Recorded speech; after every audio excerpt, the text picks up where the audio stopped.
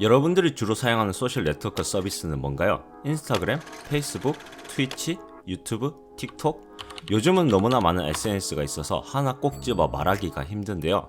시간을 조금 돌려 16년 전인 2005년 이 질문을 던졌다면 아마 전 국민의 반 이상, 아니 3분의 2가 이 SNS를 얘기했을 겁니다. 그건 바로 싸이월드입니다.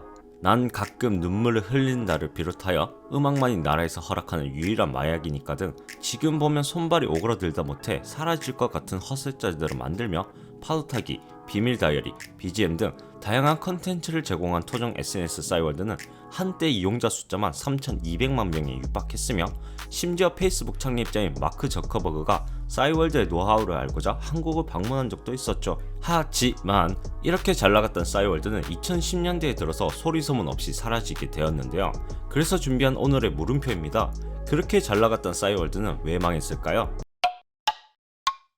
싸이월드가 망한 이유를 알기 위해서는 싸이월드의 시작, 부흥, 그리고 몰락의 과정을 살펴봐야겠죠. 이 몰락한 왕조의 시작은 1999년부터 시작됩니다.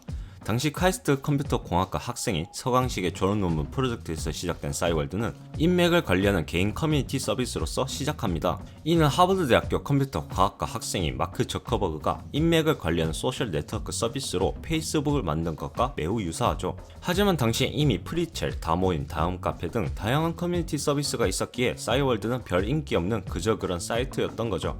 서비스가 시작되고 2년이 지난 싸이월드는 별다른 수익을 못 올리며 경영난을 겪고 있던 중 2001년 9월 기사회생 프로젝트로 미니홈피 서비스를 시작하게 됩니다.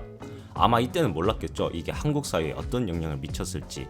싸이월드 미니홈피는 간편하게 일상을 기록하고 다른 사람과 친분을 쌓을 수 있었기에 10대, 20대를 중심으로 빠르게 인기를 얻고 있었고 2002년부터는 디지털 카메라, mp3의 대중화로 사진과 노래 등 다양한 컨텐츠를 가지고 일상을 기록할 수 있게 되면서 더욱이 각광받는 서비스로 자리 잡게 됩니다. 거기다 커뮤니티 서비스의 최고봉이었던 프리첼의 유로화 사태로 이용자들이 대거 싸이월드로 넘어오게 되면서 2002년 9월 싸이월드의 이용자는 30만 명에 불과했지만 2개월 뒤인 11월에 180만 명으로 훌쩍 뛰어오르며 급작스럽게 성장을 하게 되죠. 하지만 싸이월드의 미니홈피가 인기가 급증하면서 문제가 발생하게 됩니다.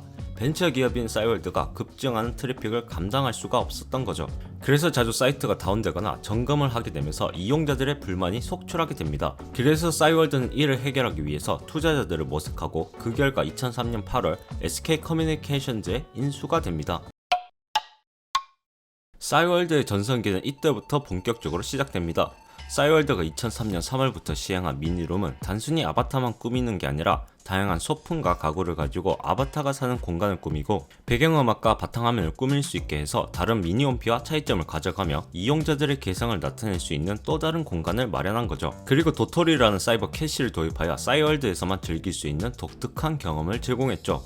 어떤 이들은 도토리야말로 최초의 가상화폐가 아닌가라는 말을 하는데요. 물론 비트코인과 가치, 보안, 사용처 등 여러 속성들이 다르기는 하지만 엄연히 싸이월드 내에서 유통되는 사이버 화폐였기는 했으니까요. 여기에 SK컴즈의 인프라로 트래픽 문제 해결뿐만이 아니라 포털 사이트 네이트, 그리고 인스턴트 메신저 네이트온과 합쳐지며 독보적인 소셜 네트워크 서비스로 자리 잡게 됩니다. 이 당시 싸이월드가 어느 정도로 인기 있었냐면 2003년 8월 기준 싸이월드 가입자 수는 약 200만 명 정도였지만 2006년 2월 기준 1700만 명으로 불어났고 한국 24세에서 29세 인구의 90%가 싸이월드를 이용했다고 합니다. 그리고 최전성기에는 도토리 하루 판매량은 300만 개로 약 3억 원씩 팔려 나갔으며 도토리로만 1년에 1000억 원이 넘는 매출을 올렸을 정도였죠. 싸이월드 덕분에 SK컴즈도 이득을 봤는데요. 2002년에 103억 원의 순손실을 기록하던 SK컴즈는 2004년 연매출 1000억 원을 돌파하며 그야말로 싸이월드로 모든 것이 통하는 세상에 살게 된 거죠. 이렇게 잘 나갔던 싸이월드는 이것의 등장으로 몰락의 길을 걷게 됩니다. 그건 바로 스마트폰인데요. 웹 기반으로 개발된 싸이월드는 모바일 시장에 맞춰서 변화를 가져가야 했는 거죠. 이때 바로 싸이월드를 소셜 네트워크 서비스로서 모바일 시장에 맞춰서 출시를 했다면 지금과 다른 결과를 만들 수도 있었지만 SK컴즈는 SK텔레콤 때문에 흔히 말하는 삽질을 하게 됩니다. SK컴즈는 당시 메신저 시장을 주도하고 있던 네이트온의 모바일 버전을 준비하며 지금의 카카오톡과 카카오스토리처럼 네이트온 내에서 싸이월드를 이용할 수 있게 하려고 했지만 네이트원이 모바일 메신저로서 자리를 잡게 되면 공짜로 쓸 수 있는 모바일 메신저가 있는데 굳이 팅을 충전해 가면서 문자를 이용할 필요가 없어지는 거죠. 이렇게 된다면 SK텔레콤은 문자 수익이 감소할 것이라고 판단하였고, SK컴즈에게 네이트원 출시는 SK통신사 고객들만이 사용할 수 있는 어플로 개발할 것을 요구하는 등 내부적인 이유로 네이트원의 모바일 버전 출시는 지연됩니다. 그리고 그와 동시에 싸이월드의 모바일 버전 출시도 지연이 된 거죠.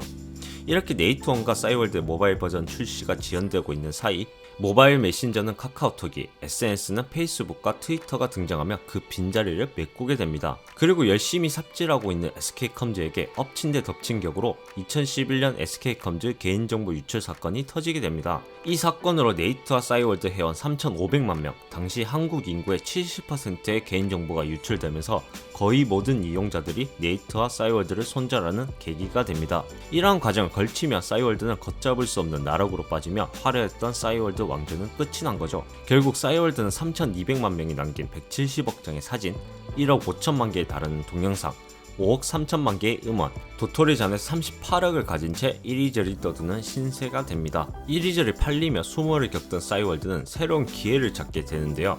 지난 2월 싸이월드 Z가 싸이월드를 인수하며 기존 데이터 복구는 물론 웹과 모바일을 통해서 서비스를 재개할 것이라고 밝혔습니다. 3,200만 명의 추억을 간직한 싸이월드인 만큼 단순히 추억을 이용해 반짝하고 사라질 SNS가 될지, 추억을 자극하며 인스타그램, 페이스북을 이길 수 있는 새로운 토종 SNS의 탄생일지 지켜봐야 할 것 같습니다. 오늘의 마침표입니다. 파가요?